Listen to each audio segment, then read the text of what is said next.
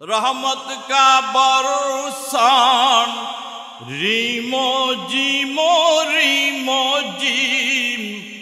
दो बूंद इधर गोरा जाना लमयाती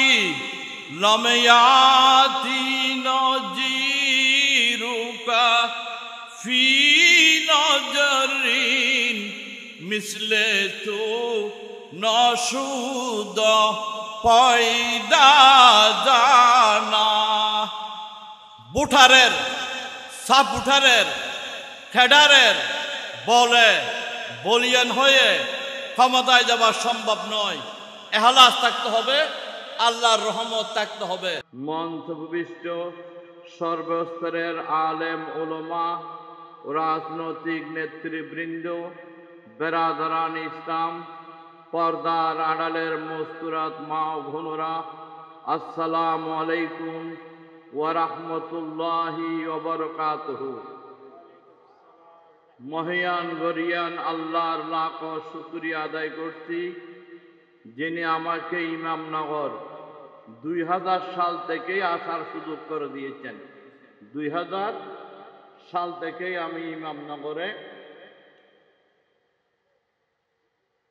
খেদমতে দ্বীনের উদ্দেশ্যে, একামতে দ্বীনের উদ্দেশ্যে পদার্পণ করেছি। আমি মুসলিম শরীফের একটি হাদিস আপনাদের সামনে বরকতন তেলাওয়াত করেছি।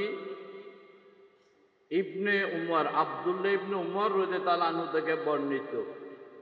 তিনি সরাসরি প্রত্যক্ষভাবে আল্লাহর নবী থেকে হাদিসটি বর্ণনা করেছেন।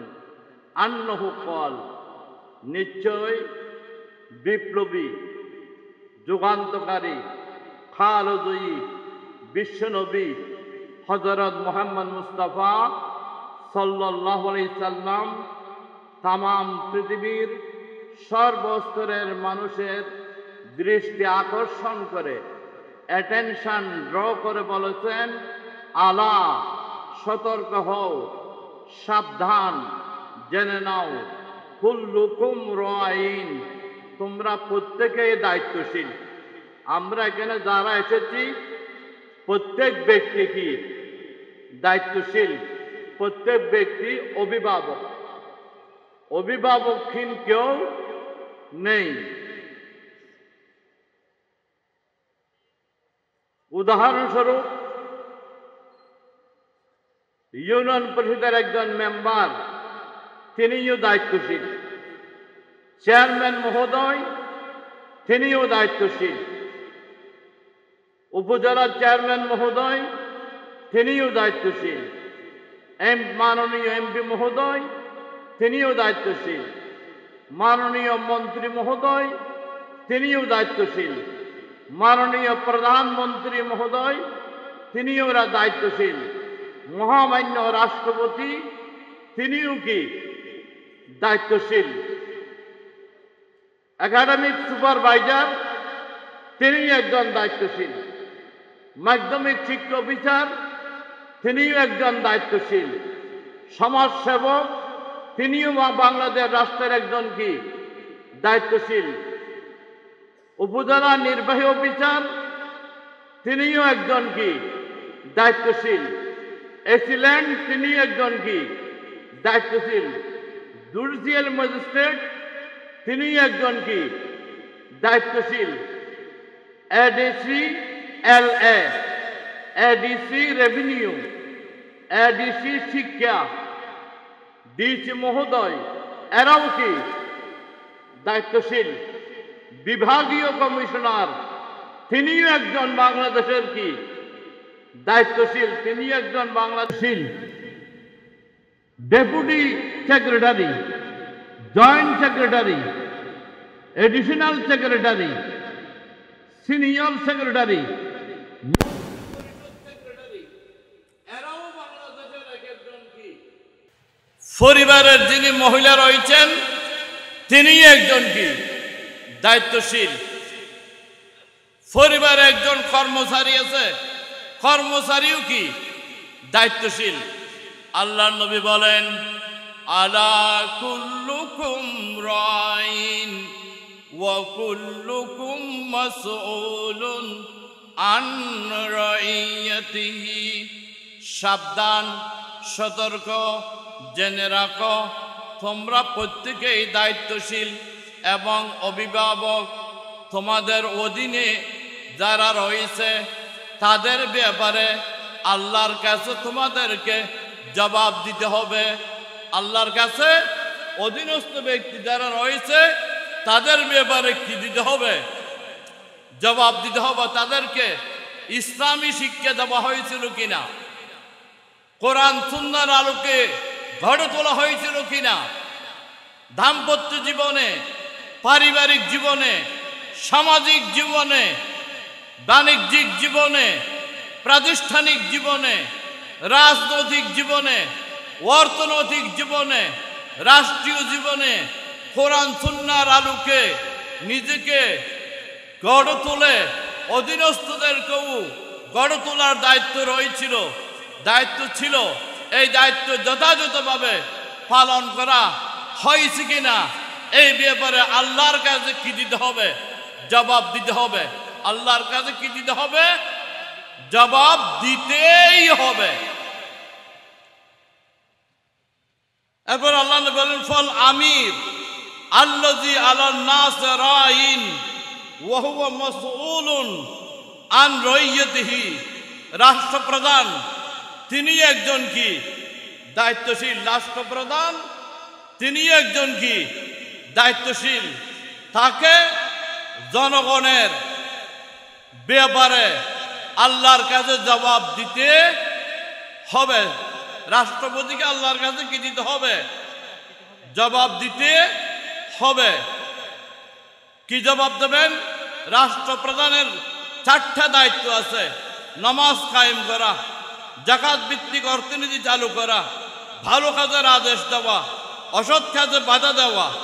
যেমন আল্লাহর বাণী, আল্লাহ পাক রব্বুল আলামিন ইরশাদ করেন আল্লাযীনা ইন মাক্কানাহুম ফিল আরদ আকামুস সালাত ওয়া আতাউয যাকাত ওয়া আমরু বিল মারুফ ওয়া নাহাউ আনিল মুনকার।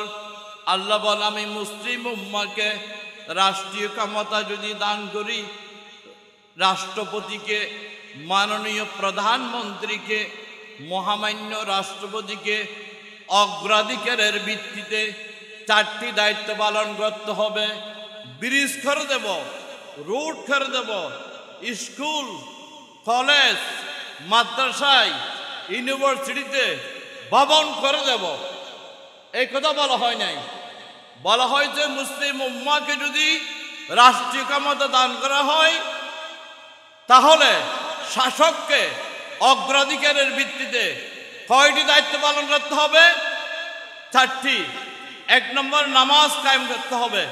নামাজ ভিত্তিক সমাজ ব্যবস্থা, যাকাত ভিত্তিক অর্থনীতি, আর সমাজে ভালো কাজের আদেশ, ভালো কাজের আদেশ দেওয়ার শক্তি আমাদের নাই। যেহেতু আমরা পাবলিক, আমরা অ্যাডভাইস করতে পারবো, উপদেশ দিতে পারবো, অর্ডার দিতে পারবো না। অর্ডার দিতে পারবেন কে? সরকার। আমাদের অর্ডার দেওয়ার কি নাই? পাওয়ার নাই, এখতিয়ার নাই। অসৎ কাজে বাধা দেবে কে? সরকার। এই জন্য তো প্রয়োজন কোরআন সুন্নাহকে সংসদে পাঠানো। কোরআন সুন্নাহকে কোথায় পাঠানো? সংসদে পাঠানো অবশ্যই কি প্রয়োজন। বান্দরবান সরকারি কলেজের সাবেক অধ্যাপক আল্লামা রুহুল আমিন সাহেব বলেছেন ইসলামী ফিকহের দৃষ্টিকোণ থেকে মসজিদ 2 ভাগে বিভক্ত। মসজিদ কয় ভাগে বিভক্ত? একটা হলো মসজিদে আকবর, আর একটা হলো মসজিদে আসগর। মসজিদে আকবর হলো আকাশের নিচে খোলা জমিনটা হলো মসজিদে আকবর, বড় মসজিদ। আর যেই মসজিদে আমরা নিয়মিত 5 ওয়াক্ত নামাজ পড়ি, জুমা পড়ি, সেটা হলো মসজিদে আসগর, ছোট মসজিদ। ছোট মসজিদ থেকে প্রশিক্ষণ নিয়ে, ট্রেনিং নিয়ে, তালিম তরবিয়ত নিয়ে বাস্তবায়ন করবো কোথায়? বড় মসজিদে। বড় মসজিদ কোনটা? কোন আকাশের নিচে যে জমিনটা রয়েছে এটা কি? বড় মসজিদ। তা আমরা ছোট মসজিদের ইমাম রাখার জন্য ওনার চুল কাটা ঠিক আছে কিনা, ধারে ঠিক আছে কিনা, গোপ ঠিক আছে কিনা, পাঞ্জাবি, জুব্বা, পাগড়ি, পায়জামা, প্যান্ট ইত্যাদি ঠিক আছে কিনা, কেরাত ঠিক আছে কিনা পরীক্ষা করি কিনা, আমরা ইমামতির যোগ্যতা আছে কিনা এটা আমরা চেষ্টা করি কিনা? চেষ্টা করি। তাহলে ছোট মসজিদের ইমাম নির্বাচনের ক্ষেত্রে যদি এত সতর্কতা, এত সাবধানতা, তাহলে বড় মসজিদের যিনি খতিব প্রধান হবেন, বড় মসজিদের যিনি রাষ্ট্রপতি হবেন, মাননীয় প্রধানমন্ত্রী হবেন, তাকে আরো যাচাই বাছাই করে পরীক্ষা নিরীক্ষা করে আমাদের সংসদে পাঠাতে হবে, ঠিক কিনা? বায়তুল মুকাররমের যিনি জুমার নামাজের ইমামতি করতে পারবেন, বায়তুল মুকাররম মসজিদ, জাতীয় মসজিদে যিনি কি করা হোক,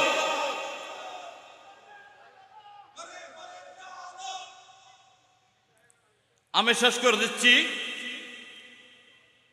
ওয়ার রাজুলু রাইন,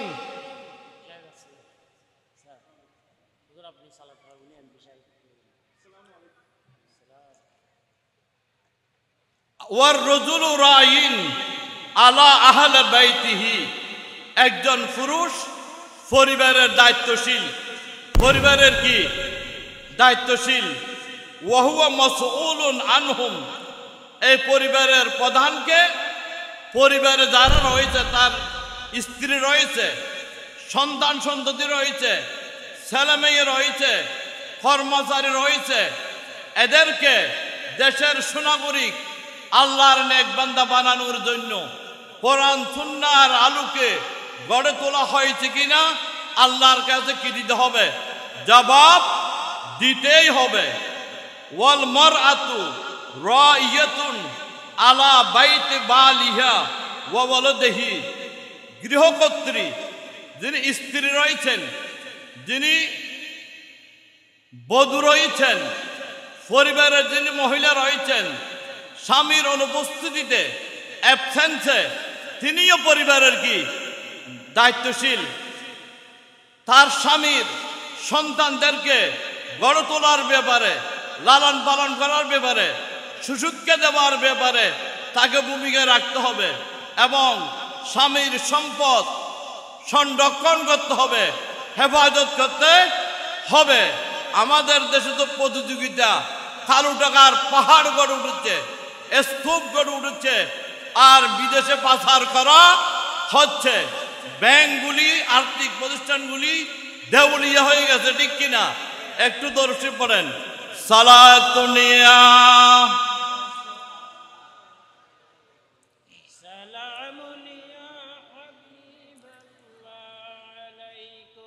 कियामत वर हशर हरगिज न होगा, रह जब तक जहां में उनका सरुसा। सलातुनिया रसूलुल्लाह अलैकुम सलामुनिया।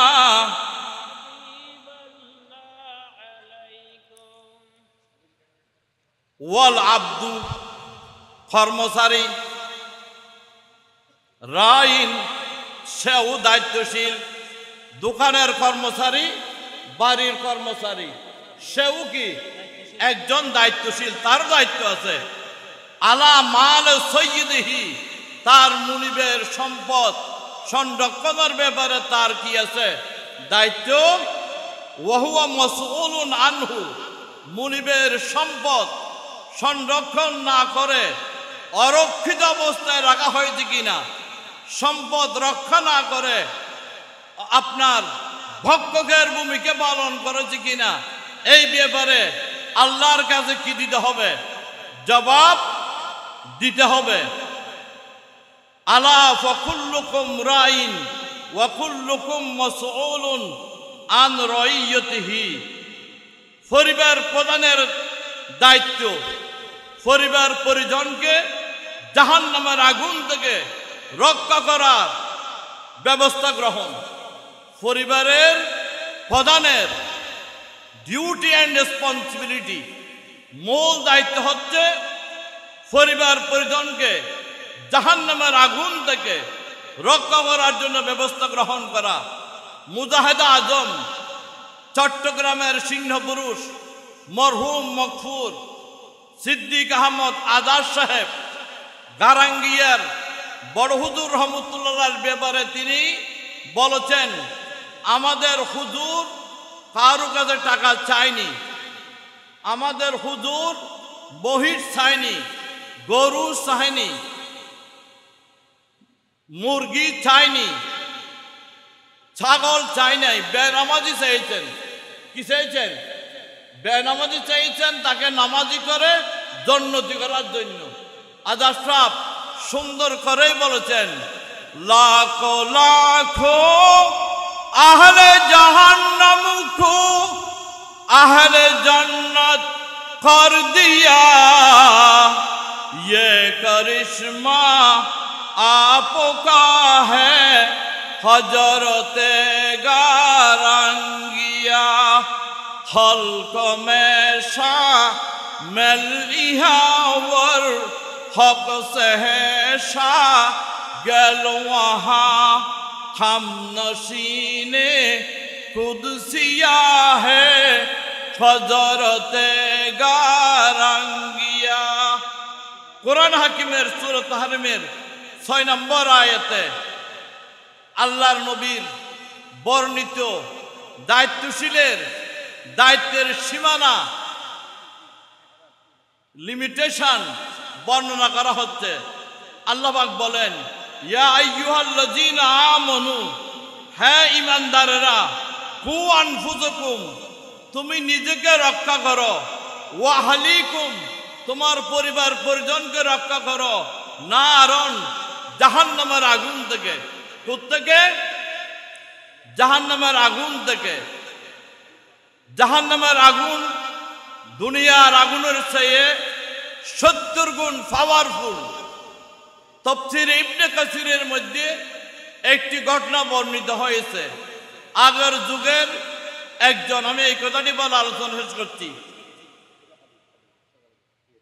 আগের যুগের একজন নবীর একজন উম্মত 1000 বছর ইবাদত করার সুযোগ পেয়েছেন। কত হাজার? 1000 বছর ইবাদত করার সুযোগ পেয়েছেন। তিনি মনে মনে ভেবেছেন, যেহেতু আমি 1000 বছর পর্যন্ত ইবাদত করেছি, সুতরাং জান্নাত আমার জন্য অবধারিত, নির্ধারিত, নির্দিষ্ট। আমি জান্নাতি লোক, আমি জান্নাতি।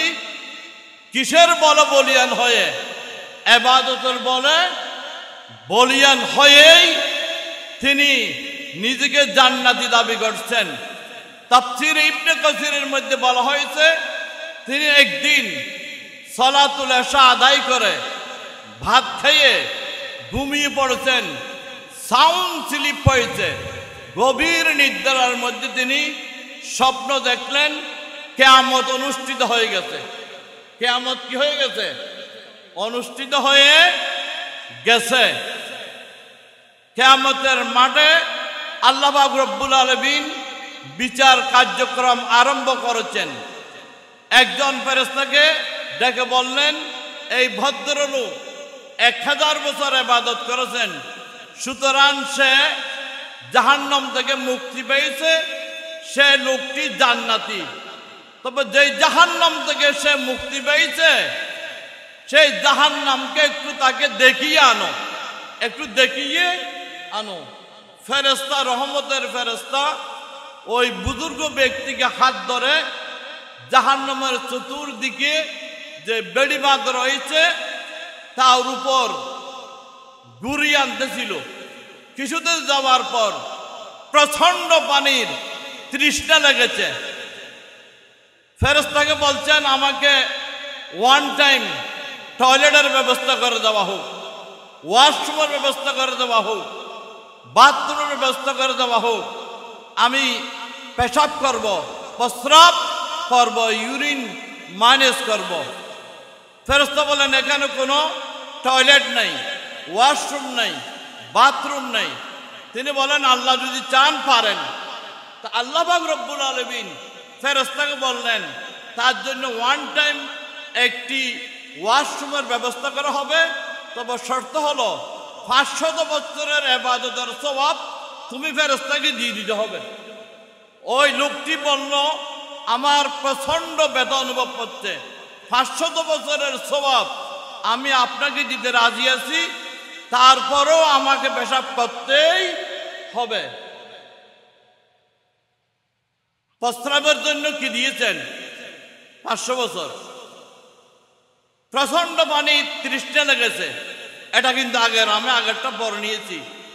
প্রচন্ড পানির তৃষ্ণা লেগেছে, তৃষ্ণা, 1 গ্লাস ঠান্ডা পানির কি করে দিন, ব্যবস্থা করে দিন।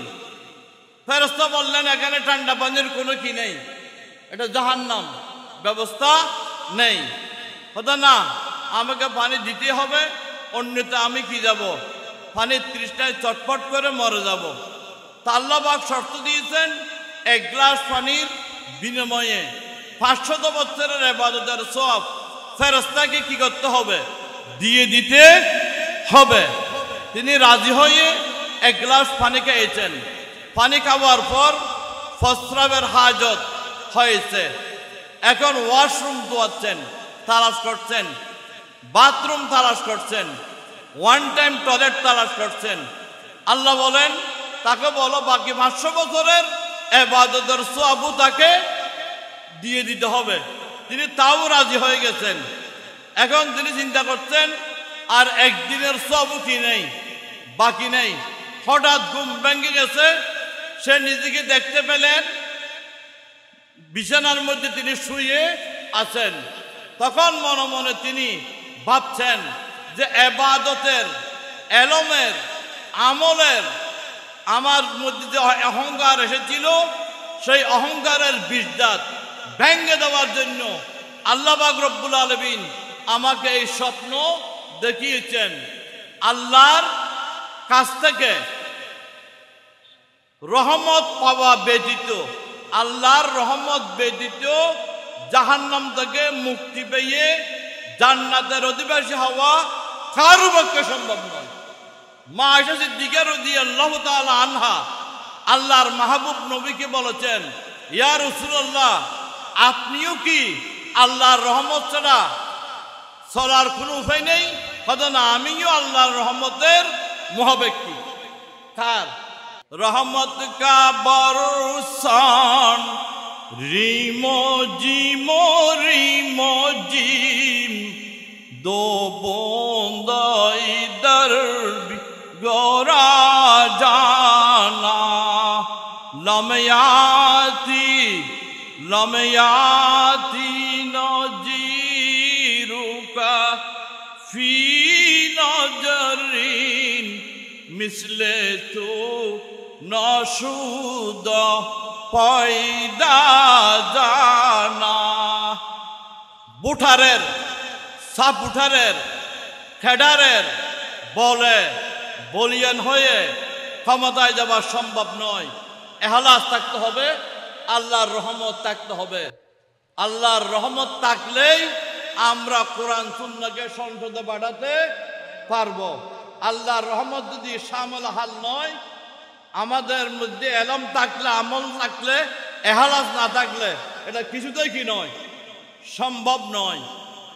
পরিবারের প্রধান যিনি, তার আরো দায়িত্ব আছে, তার ছেলে মেয়েদেরকে তৌহিদবাদী করে গড়ে তোলা। আর অভিভাবক যারা আমরা হয়েছি, অভিভাবকত্ব পালন করার তৌফিক দান করুক মহান রব্বুল আলামিনের শাহী দরবারে এই প্রার্থনা করে আমি আমার সংক্ষিপ্ত আলোচনা এখানে।